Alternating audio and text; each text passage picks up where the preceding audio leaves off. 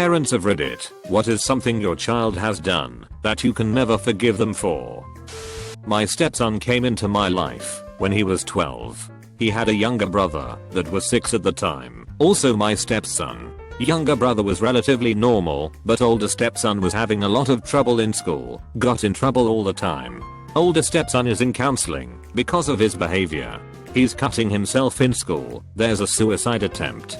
I'm devoting lots of time to trying to help him, trying to fix his life. He's incredibly intelligent and thoughtful. In the middle of this all, we find he has tens of thousands of pictures of child porn on his computer. Edit. Only looked at a small sampling, but it was the prepubescent kind. We delete them, consult a lawyer, bring it up in counseling, lock the computer down, install monitoring software.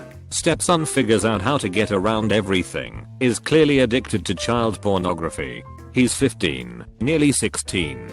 He brings home his 14-year-old girlfriend's underwear. I take them away. Edit. His therapy program specifically forbade this. See comments for details. He comes at me with a knife. Police are called, but he's smart and knows how to work them. We find a treatment program to deal with child pornography addiction.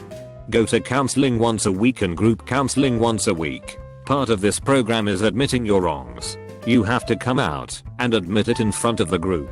He drops a bombshell. He's been molesting his younger brother since he was 6 or 7, and he forcibly raped his now ex-girlfriend. The dad won't press charges because there's no proof, so we have to do this all voluntarily. We have to ask the state to please take him and give him services. If we don't, the state will take his younger brother and place him in protective care. It's a pretty traumatic process. He's removed from the home and placed in a day treatment program by social services, but only after several awkward months. In the meantime, his younger brother is having issues. He throws tantrums all the time, has to be restrained at home. We learn how to restrain our kid to prevent him from hurting himself. Treatment does not go well. He hates the program, hates the restrictions on his life. He's much smarter than the other kids in the program, so he becomes sort of a ringleader. He's labeled high risk and a potential psychopath. Eventually, he's about to turn 18 and the state is going to end their custody over him, since he's a voluntary case. He has to figure out what to do, or he'll be homeless, as he can't come back to living with us. He asks if we could just kick his younger brother out of the home, and make him go live in state care, so he can come live at home. I forgave him for most of it, but I'll never be able to forgive him for that moment, where he was absolutely remorseless, where he asked if he could just take the place of his victim, because the path he had chosen made his life harder. He knew very well what he was asking. He was never sorry for his actions. When I was a kid I was playing outside and took a rock from the driveway and carved "I love you mom" in huge letters across the side of my mom's brand new Camaro. She cried to her dad because she didn't know what she should do. How could she punish me for saying I love her? My mom usually explodes when she wants to, but this one time she had to keep it all in. She still says she wants to beat my ass because of that. Well, this will be an interesting one. For the record, I'm the son in question. I remember the day when I told my mother that my 17-year-old girlfriend was pregnant. Something changed in my mother and it definitely was not for the better. I knew I had fucked up, but didn't truly understand the struggle like my mother did. You see, my mother had me when she was 17 also. She had scholarships to go to art school and potentially make something of herself. She ended up taking care of me instead. I remember my mother looking at me and saying, "You are stupid if you choose to take care of that child." We got into a fight over it. I felt that, since I was the dumbass that got my girlfriend knocked up, I should be the one to take care of it. I had computer repair skills and a knack for working hard. Finding work wouldn't be that hard, would it? Fast forward a few years and I can understand just exactly what she meant. Please note, I do love my children every single day and wouldn't trade them for anything. I spent those years watching as all my friends grow further away from me. Most got distant and didn't want to talk to a guy who had 2 jobs and a kid. I was a buzzkill for most of them. I struggled and pushed through everything that I had to take care of her. I honestly wasn't sure if I was going to make it for a while.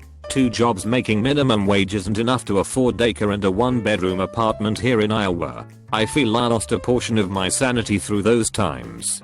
I spent most of it wondering what life would be like if I gave her up for adoption and had done what my mother suggested. Would I be happier? I would have graduated and have a job making significantly more money than I do now. I did eventually prosper, but my mother and I have never been the same. She lost custody of me when she was younger because she couldn't keep up. She was definitely proud of me when I received my degree and got a real job.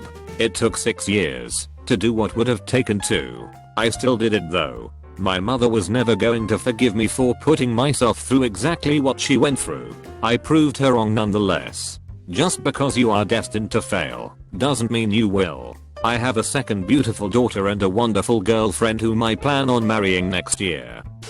This story is kinda the opposite of the question. My mother forgave me for something I never thought she would. This was a few years ago. I had lost my job and was going broke quickly. I needed money for rent and bills, and I really had nowhere to turn. One day I just panicked and committed an armed robbery to get a few bucks. I figured that if I wasn't caught immediately, I would get away with it. 5 days later the police are at my door. They take me to the station and charge me with robbery. I deny everything, but all I could think of was that the next few years would be in prison. I had only spent 5 days in jail previously for a DUI to this event. When they booked me finally they told me I could make one phone call. The only number I knew was my mother's. It's been the same since I was a kid. I turned the call down. I was too embarrassed. A few days later I had to go to medical for a physical. The nurse asks if anyone knows I'm in jail. I don't know why I told her, but I mentioned that I chickened out of calling my mom. She points to a phone in the office and tells her I can call her now. I just remember the phone ringing and hoping to God she wasn't home, but she was. I expected her to disown me, but she just seemed more concerned about my safety and if I needed anything. She said she would be proud of me, no matter what I did. The next day the jail tells me I have a visitor. I walk in and there is my mom. She starts crying and just smiles. She tells me that she's happy to see me and that she put $100 on my books so I can buy some supplies because she knows no one else would do it for me. My mother visited me once a month for 2 years. I received cards weekly, and even when I told her to stop sending money I would get a random $50. I guess the point is she never gave up on me. My mother and I talk all the time, more than before. I still get cards about once a month with a note inside reminding me how proud she is of me. Don't have kids yet, but I can share something that I did that my parents have never forgiven me for. I won't even use a throwaway. I got my parents in trouble with the police and child services when I was 7. About 20 years ago give or take. I was in the 4th grade, living in a medium-sized town in New Jersey. I'm a first-generation Chinese American. Both my parents are from Hong Kong and moved to the States in their teens. I was a super hyper kid. Both my parents worked in Nick and came home late. They didn't have the time to take me to Pee Wee soccer or Pop Warner football. So, I was always the disruptive kid in class, as school was my only real outlet for socialization. To all the kids who grew up with their parents throwing around a football or a baseball, Thanksgiving dinners, Christmas presents, yeah, I wished I had parents like yours. Anyway, my parents are both very traditional immigrant Chinese people. So when I was bad, my parents used to discipline me. I didn't know any different at the time. My father used to use this bamboo stick or the handle of a feather duster to do it. I just thought that everyone went through the same thing. Well, one day at school, a teacher got wind of it. I don't remember how exactly. Maybe they saw a bruise. Maybe I mentioned something. Maybe I wanted the attention. It's all a fuzzy blur, but very quickly, word went from my teacher to nurse, from nurse to principal, from principal onward. You get the point. It got ugly fast. Phone calls were made, and that night detectives were at my house. My parents knew something was up cause they started getting phone calls. When my mom got home from work, I remember she said hey Wap instead of my normal name of Wapoon. She'd never called me that in my life. I knew I fucked up. It was bad. Very bad. I tried explaining that my dad never hit me cause he was angry or enraged, but it was just the way he did things. I guess that lessened what punishments would have come their way. Eventually, things started to clear out. We were lucky I guess. We had to go through family counseling. My parents never forgave me for that. From that till now, I've been treated as a second-class citizen till the time I left the house and went to college. I would get the 1-ply toilet paper while everyone else got the 2-ply, so to speak. I had a kid sister whom they babied and gave the world to and celebrated. Growing up, I felt more like a financial liability to my parents rather than their flesh and blood. I became an angry teenager who listened to a lot of Rage Against the Machine and Papa Roach at the time. I cringe at Papa Roach as I type this. I can empathize with both sides though. To my parents, I was their pride and joy, who inexplicably and suddenly became for them this source of terrible shame and remorse. I guess for a proud traditional Chinese man, I hurt him very much, in a world where Chinese men are taught to be bulletproof emotionally. On the other hand, I think, dude, this is America. This isn't the same place as where you came from. For many years, I have trying to repair my relationship with my parents. Maybe they fucked up. Maybe I fucked up a little too. It taught me that the world isn't perfect and maybe that's okay. I have some serious fears though about me being a shitty dad as a result of all of these things. I hope not. For what it's worth though, I think I'm stronger for it. I don't harbor any ill feelings anymore, despite how awful it must have been for all of us through those years. I hope that one day they will forgive me, because I know I have forgiven them. Not my child, but this is about my younger brother.